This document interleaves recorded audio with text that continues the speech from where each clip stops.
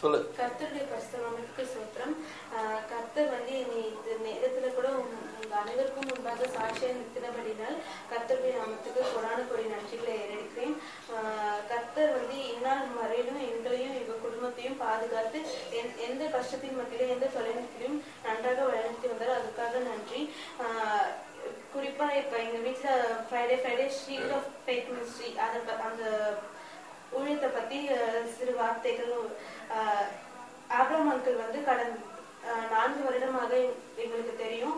இந்த பிரேயர்னால எங்களுக்கு எங்க குடும்பத்துக்கு நல்ல ஆசீர்வாதமும் நல்ல நன்மையும் நல்ல ஆவிக்குரிய ஜீவித்தை நாங்க பெற்றுக்கொண்டோம். அதுக்காக கொடான கொடி நன்றி.